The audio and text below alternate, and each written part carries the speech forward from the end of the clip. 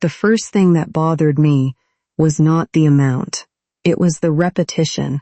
3 identical charges sat in the shared care spreadsheet, one under Tuesday, one under Thursday, one under Saturday. Each was from a company called North Star Medical Transport. I had never heard of North Star.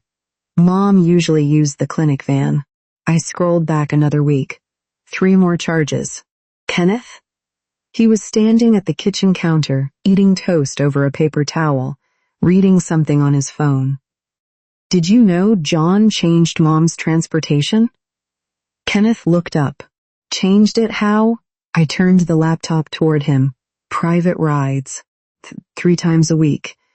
He squinted at the screen but didn't come closer. John probably set it up. I know he probably set it up. I'm asking if you knew. Kenneth took another bite. He said the van situation was getting bad. What does that mean? He said she had to wait forever after one of her appointments. That happens sometimes. Well, apparently it happened more than once. I looked back at the spreadsheet. The charges were not catastrophic. Mom had some savings, and the 3 of us, me, John, and our sister Elena, contributed when larger expenses came up. Still, private medical transport 3 times a week was not nothing. Did he ask anyone? Kenneth shrugged. I told him to do whatever needed doing. I stared at him. You told my brother to spend Mom's money however he wanted. That is not what I said. It sounds remarkably close. He's the one driving over there all the time, Sarah. If he says the transportation is a problem, I assume he knows what he's talking about. I hated when Kenneth used the word assume, as if it were a virtue. He could have told me. He probably thought it was a small change. Recurring charges are not small changes. Kenneth put his toast down. Then call him. I opened my mouth, closed it. He was right. I could call John. I could ask a direct question. Instead, I clicked into the medication tab. That was when I noticed Mom's blood pressure refill was due. My stomach dropped. I had told myself on Monday that I would call it in. It was Thursday. I forgot her refill. Kenneth glanced at me. Call now. I was supposed to do it 3 days ago. Then do it 3 days late. You don't have to say it like that. Like what? Like it doesn't matter. He wiped crumbs from the counter. It matters. It just isn't a catastrophe. I looked at the date again. Mom still had pills left. I knew because I had counted them the previous Sunday.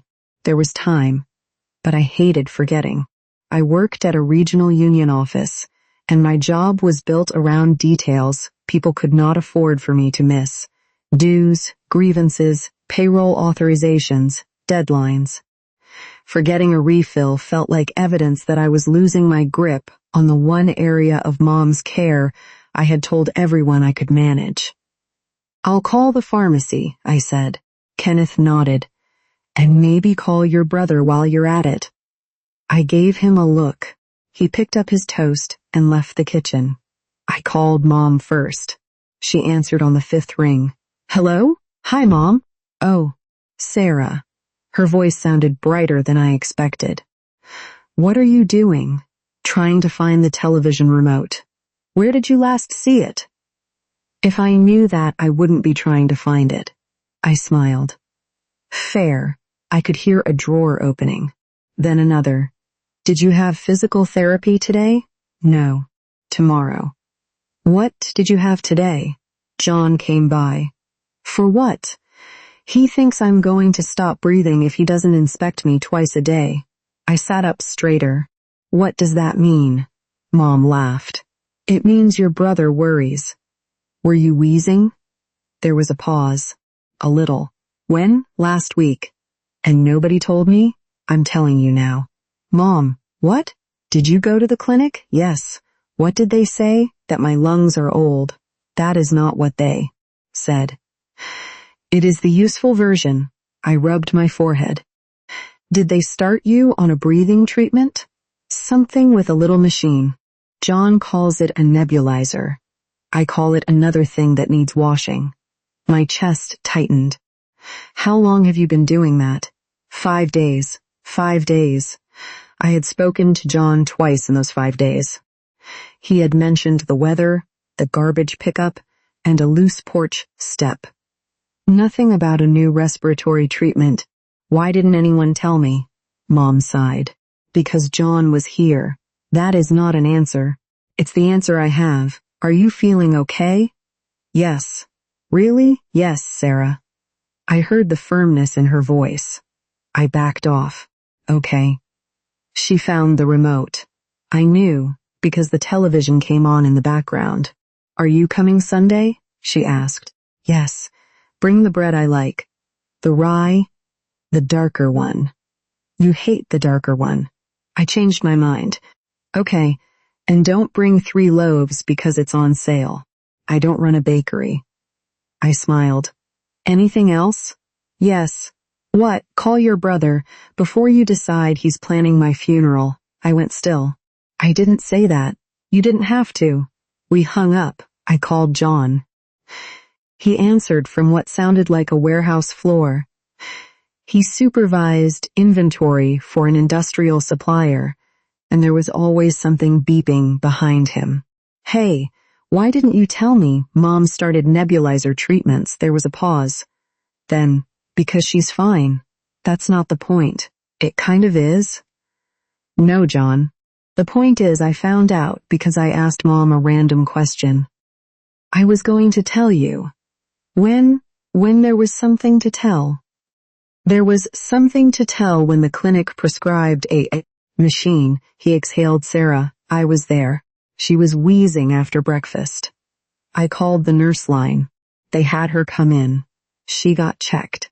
She got a treatment. She came home. She's breathing better. That is all information. Yes, information I should have. You had a payroll deadline. You told me last week you were buried. So you decided not to bother me? I decided I didn't need 3 siblings debating whether a woman with wheezing should go to the clinic. I looked at the transport charges on my screen. And North Star. He went quiet again. The clinic van kept her waiting. How long? First time, 1 hour and 20 minutes. Second time, almost 2 hours. Why didn't you tell us? Because I fixed it.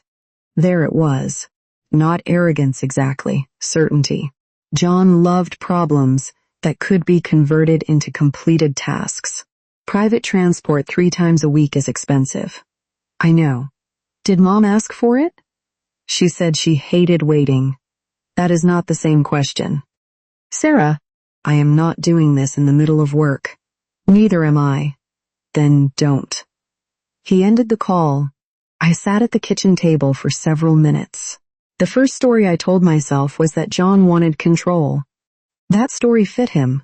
Years earlier, when Mom's porch needed repairs, John had shown up with lumber, a nail gun, and an opinion about every screw.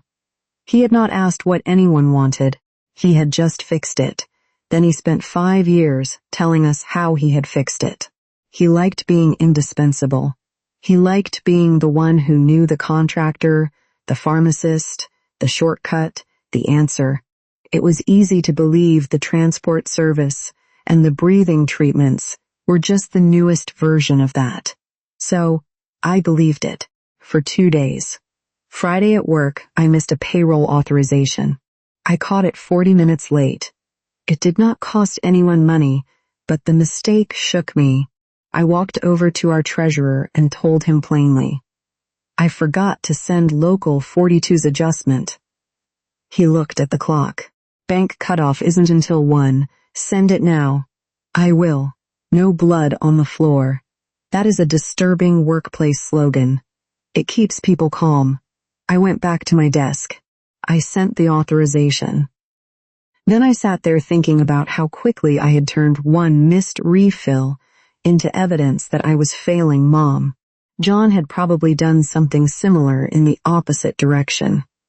Mom wheezed. He panicked. He solved. Neither of us was especially good at waiting inside uncertainty. Sunday, I drove to Mom's house. John's truck was already in the driveway. I almost kept going. Instead, I parked behind him. Mom's place was a small rambler outside St. Paul built in the 70s, with a sunroom addition that had never quite matched the rest of the house. The siding was a different shade of beige. Mom called it character. John was in the kitchen when I came in, filling a plastic pill organizer. He looked up. "You brought the wrong bread." I put the grocery bag on the counter. "Mom changed her mind again?" "No, that's the light rye," she said dark. "She told me light yesterday." I stared at him. He shrugged. "Welcome to elder care." Mom was in the sunroom with a blanket over her legs and a paperback on her lap. She looked small, not fragile, small. There was a difference. On a side table sat a nebulizer machine that made the whole situation feel more real than anything John had said. "Hi, Mom. You brought bread." "I did." "Good." "John says it's wrong." John is frequently wrong. From the kitchen he called, "I can hear you. That's the idea." I sat beside her. "How are you breathing?" "With my lungs." "Mom." "Better." She looked at me. "I am not hiding a collapse from you." "I know. You look like you don't know." "I'm trying." She closed her book. "Then stop trying so hard." I laughed. That afternoon I stayed longer than I had planned. I watched John clean the nebulizer cup. I watched Mom complain that he was rinsing it too long. I watched him check the date on a medication bottle. I watched her slap his hand away when he tried to rearrange the magazines beside her chair. He was doing real work, annoying work, repetitive work, the kind that did not show up neatly in my spreadsheet. At 3, Elena called. Mom put her on speaker. Elena lived nearly an hour away and had 2 teenagers still at home. She visited less than John and more than she admitted. "How's everyone?" asked. "Bossy," Mom said. "Which one?" "All of them." John laughed. "I didn't." Elena asked about the breathing treatment. "So she knew." I looked at John. He looked back. "John told you?" I asked. "Yeah. Thursday, I think." I felt heat in my face. John said, "I called her because she asked me about Mom's cough." "You could have called me." "You could have called Mom." That shut me up. Mom looked between us. "This is exhausting." "Sorry," I said. John said nothing. Before I left, I opened the refrigerator to check Mom's groceries. John was behind me. "You don't need to inventory the yogurt." "I'm checking dates. She eats it before it expires." "She has 3 tubs." "Because she asked for 3. Mom called from the sunroom. "I asked for 2. John closed his eyes. I smiled. He pointed at me. "Don't." I went home, feeling less certain that John was simply trying to control everything. Then the mattress arrived. It happened Tuesday. Kenneth texted me a photo while I was at work. A delivery truck was parked in Mom's driveway. 2 men were carrying a large medical mattress through the front door. His message said, "Did you know about this?" I did not. I called John. Straight to voicemail. Then I called Mom. "What is being delivered to your bedroom?" "Oh, that thing." "What thing?" "The mattress John ordered." "Why?" "He says I'm sleeping too long on one side." "Did a doctor tell him to order it?"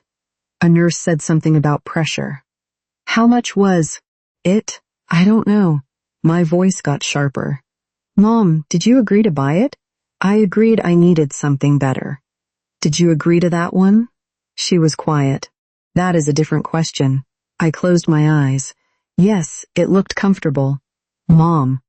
"Sarah, I'm 79. If someone brings me a comfortable mattress, I'm not tackling him in the driveway." That afternoon, John emailed me the invoice.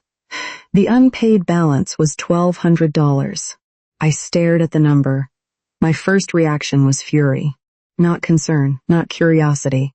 Fury. He had made another expensive decision, then sent me the bill. I forwarded the email to Kenneth, 1200. He ordered it first. Kenneth replied, "Call him." I typed, "Brilliant idea." He sent, "I have them occasionally." John called at 6. "You got the invoice?" "Yes." "Can you cover half the balance?" "No." Silence. "Okay," he said. That was not the response I expected. "What do you mean? Okay?" "I mean okay. You're not going to explain why you ordered a mattress without talking to anybody." The clinic nurse said Mom needs better pressure relief. Did she say she needs a $4,000 mattress? No. So you decided that. I found the best rated one the supplier had. There it is. What? You bought the most expensive solution because it lets you feel like you solved the whole problem. He went quiet. I knew instantly that I had gone too far. Not because the sentence was entirely false. Because I had turned a disagreement about care into an accusation about his character. "You know what?" John said. "Come Thursday." "What happens Thursday?" "The home health nurse is doing an assessment." I didn't know there was an assessment. I scheduled it yesterday. "Of course you did. You want more information? Come get information." "I work." "So do I." His voice changed. Not angry. Tired. "Everybody wants a vote, Sarah. Nobody wants Tuesday at 6:30 in the morning." I did not answer. He continued. "You know who sat with Mom when the clinic van was 90 minutes late? Me. You know who had to leave work because she got dizzy in the waiting room? Me. You know who cleaned the nebulizer after she decided the kitchen towel was good enough? Me. I contribute too. I know. Then stop talking like I'm absent. I'm not saying you're absent. You're making it sound that way. No. I'm saying you show up differently." That sentence stayed with me all night. Thursday, I took a long lunch and drove to Mom's house. The home health nurse was named Maria Alvarez. She was in her 50s, wore navy scrubs, and had a set of keys clipped to her waist that announced every step. Mom liked her immediately, because Maria did not call her sweetheart. John was there. So was Elena, on video from her car between appointments. Kenneth was not invited. That was my choice. This was about Mom and her children. Maria asked Mom questions first. That alone changed the room. Not me, not John. "Mom, how much time are you spending in bed?" "Too much." "By choice?" "Some by choice. Some because I get tired." "Do you wake up to change position?" "Sometimes." "Any sore spots?" Mom hesitated. John looked at her. Maria did not.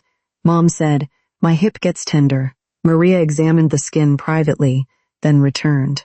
When she sat down, she said the pressure relief recommendation was legitimate. I felt my certainty slip. "Does she need that exact mattress?" I asked. Maria looked at the invoice. "No." John leaned forward. "But she needs more than the old spring mattress." "Yes." "What would you recommend?" Maria explained there were several options, including a pressure relief surface that could be ordered through a medical supplier and might qualify for partial insurance coverage if the clinic documented the need. The premium alternating pressure model John had ordered was not necessarily wrong. It was simply more than had been assessed. John looked at the floor. I felt a small, ugly piece of satisfaction. Then Maria turned to me. "You're contributing financially?" "Yes." "Do you provide any regular in-person care?" The satisfaction disappeared. "Not on a fixed schedule." "How often are you here?" "Once a week, sometimes twice." "Appointments?" "Usually no." "John handles most of those." Maria nodded. No judgment. That somehow felt more judgmental. Then she asked about transportation. John explained the clinic van waits. Maria looked at Mom. "What do you want?" Mom thought about it. "I hate waiting." "Enough to pay for private rides 3 times a week?" Mom looked at the ceiling. No. John turned toward her. You said you hated the van. I do. You said you never wanted to use it again. I say lots of things while waiting in medical offices. Elena laughed through the phone. Mom continued. I want the private ride for pulmonology because that appointment wipes me out. For physical therapy, the van is fine.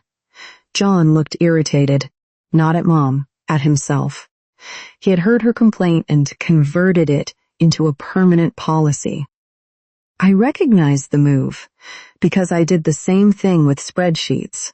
Maria asked about medication management. John said he was doing most refills. I said I had been handling blood pressure medication until recently. Mom said, both of you call too often. We all looked at her. She shrugged. The pharmacy called me twice last month because both of you had questions. That was new information. Maria smiled slightly. Maybe one person should manage refills. John glanced at me. I glanced back. This was the moment when we normally would have competed for the role. Instead, Maria asked Mom, Who do you want? Mom answered immediately. Neither. John blinked. I laughed before I could stop myself. Mom pointed at Maria. Can your people do it? Maria explained that a part-time home health aide could help with medication organization and basic monitoring, while the pharmacy still needed an authorized family contact for certain issues. Mom considered it. I want the aide. John said, You don't need a stranger in the house 3 times a week. Mom turned to him. I did not ask what you want. The room went silent.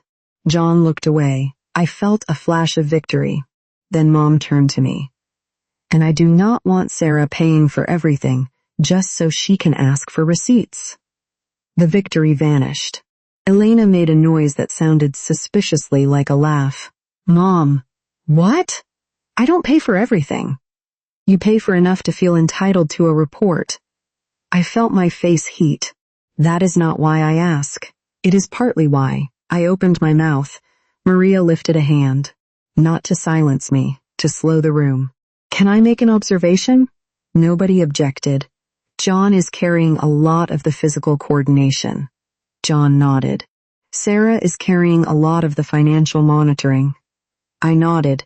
Elena said, I carry guilt very efficiently. Mom laughed. Maria continued. The problem is, everyone has converted their contribution into authority. That landed. John crossed his arms. I looked at my notebook, though I had not written anything. Maria said, Care works better when tasks are assigned because the patient wants them assigned, not because the loudest or most available relative accumulates them. Mom said, Thank you. John said nothing. Maria asked us to list the current recurring tasks. Not money, tasks. Transport, medication pickup, nebulizer cleaning, groceries, laundry, appointment attendance, equipment orders, insurance calls, meal prep, physical therapy exercises. It was longer than my spreadsheet. That bothered me. Then she asked who was currently doing each. John's name appeared a lot. Mine appeared less than I wanted. Elena's appeared rarely. Mom's appeared more than any of us had admitted. She was still doing her own breakfast, most of her laundry, and all of her bills.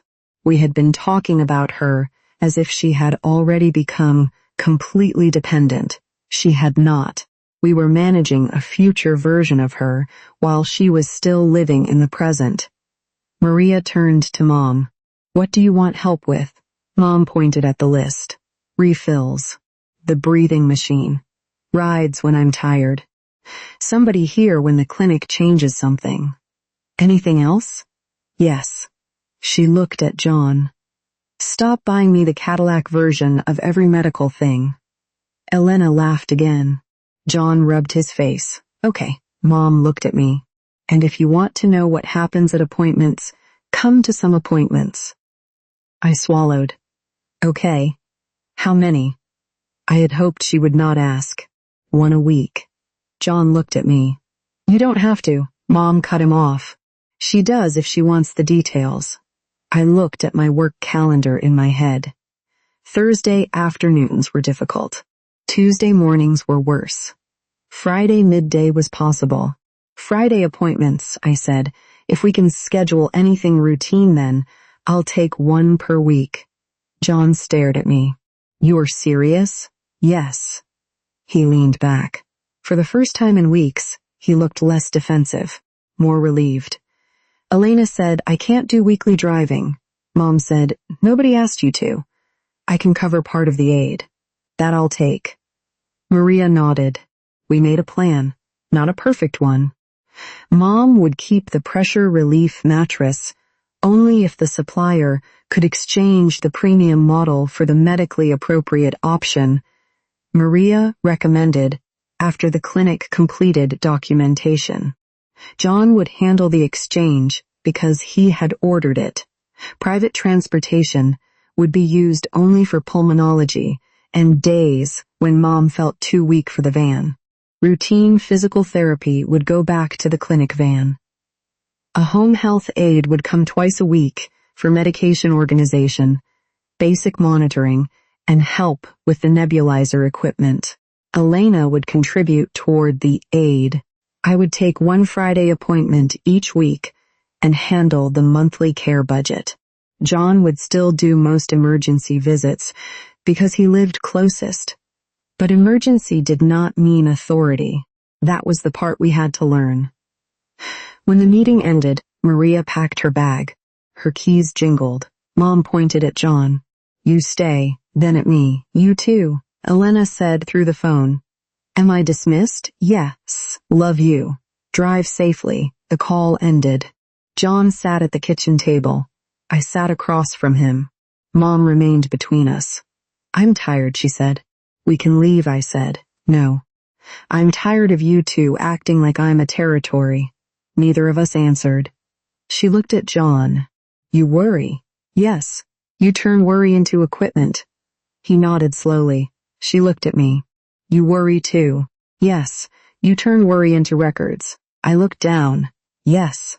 Both are annoying. John laughed once. I did too. Mom pointed toward the kitchen. There's coffee. Mom said. Not you. He stopped. She pointed at me. Sarah never makes it strong enough. That is not a compliment. It is today. I made the coffee. That was the first thing I did under the new arrangement. It was terrible. Mom drank it anyway. The mattress exchange took 10 days. John complained about the supplier twice. I did not offer to call. That was harder than it sounds. Every time he sent a message saying someone had not called him back, I felt an itch in my fingers. I knew how to escalate. I knew how to document. I knew how to make a problem become someone's task. I did nothing. It was his order, his repair, his job. Friday I took Mom to physical therapy. We used the clinic van. It was 20 minutes late picking us up. Mom looked at me. This is why I complained. I understand. John would have called somebody by now. I know. Aren't you going to? No. She looked disappointed, then amused. The ride home took longer than the appointment. By the time we got back, I understood why John had paid for private transportation. That did not make 3 rides a week automatically reasonable, but it made him less ridiculous. That distinction mattered. The following Friday, I took Mom to a pulmonology follow-up. We used North Star. The driver arrived on time, helped Mom carefully, and waited while she adjusted her coat. Mom looked at me from the back seat. This one I'm keeping. Okay. At the clinic, the nurse adjusted the breathing treatment schedule. I took notes. Halfway through, I realized I was writing down every sentence. Mom reached over and put her hand on my notebook. You don't need all of it. I don't know which part will matter. Then write the part I ask you to remember. I put the pen down. What do you want me to remember? She thought. that I use it in the morning and before bed. Not every 4 hours. I wrote one line. That was enough. John called that evening. How did it go? I told him. He asked 3 follow-up questions. I answered 2. The third I did not know. I'll ask Mom tomorrow. He paused. You didn't write it down? No. Who are you? Apparently someone in recovery. He laughed. Then he said, the mattress exchange is finally done. Good.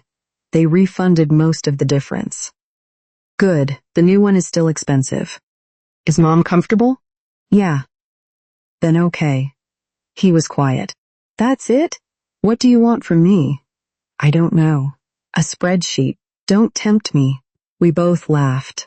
That was new too. Not harmony. Not forgiveness. Just less combat. Kenneth had a harder time adjusting than I expected. He was used to saying, John will handle it.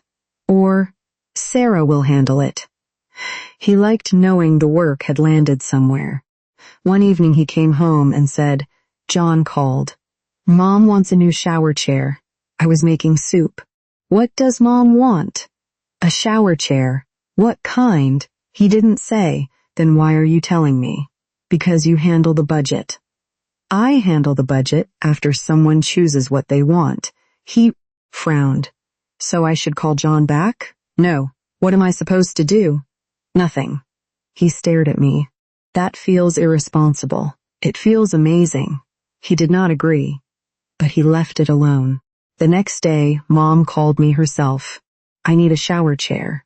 Okay. Maria measured the tub. Good. She found 2 models. Which one do you want? The one with the back. How much? She told me. It was reasonable. I'll put it in the budget. That was painless. For both of us. Don't get used to it. A month passed. The biggest surprise was not that John backed off. He did not, entirely. He still called too often. He still bought groceries. Mom did not request. He still acted suspicious of Maria's organization of the medication cabinet. But he started asking different questions. Instead of, I ordered this, he said, Mom wants this. Can the fund cover it? Instead of, I moved the appointment, he said, Mom wants to move the appointment. Can you take Friday? The difference looked small on paper. It did not feel small. My own changes were less flattering.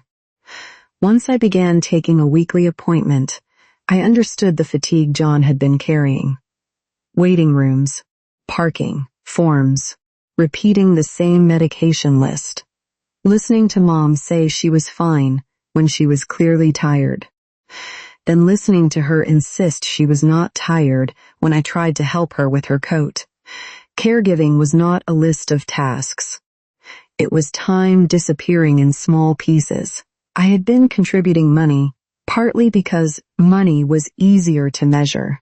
John had been contributing time, partly because time allowed him to feel necessary. Neither of us had admitted what we were getting from our preferred form of help. Elena came over one Saturday, with groceries and a check for her share of the aid. She sat at Mom's table and said, I feel like the worst one. Mom said, that is because you enjoy guilt more than work. Elena laughed. I have 2 teenagers. I know, I can do 1 Saturday a month. Mom looked at her. Do you want to? Elena hesitated. Yes, then do 1 Saturday.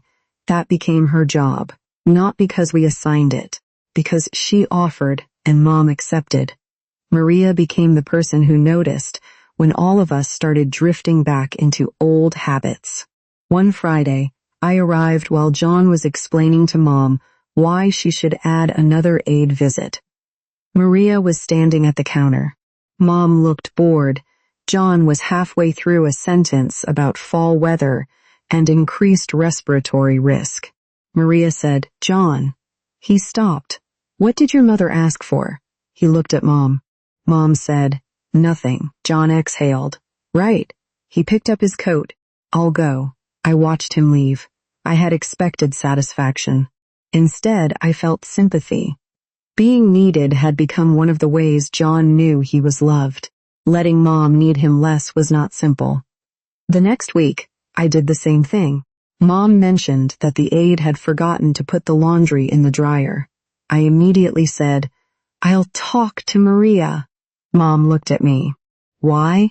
"Because she forgot. So did I. That's different." "No," I stopped. Mom smiled. "You two really are related." By December, the system looked nothing like the one I had tried to control in October. There was still a spreadsheet. I was not cured, but it tracked money only, not authority. The care itself lived in people. John knew the emergency routine. Maria knew the medication routine. I knew Fridays. Elena knew her monthly Saturday. Mom knew all of us and frequently ignored our advice. That was probably the healthiest sign. One Friday afternoon, I arrived for my usual visit. John's truck was in the driveway. I found him in the kitchen, rinsing the nebulizer cup. Mom was in the sunroom. "You're here early," I said. She called because the machine sounded weird.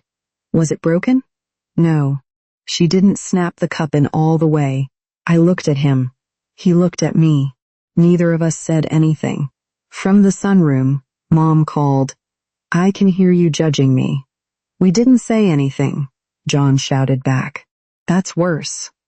He finished rinsing the cup and set it on a towel. "I'm heading out. You're not staying?" "No." He put on his coat.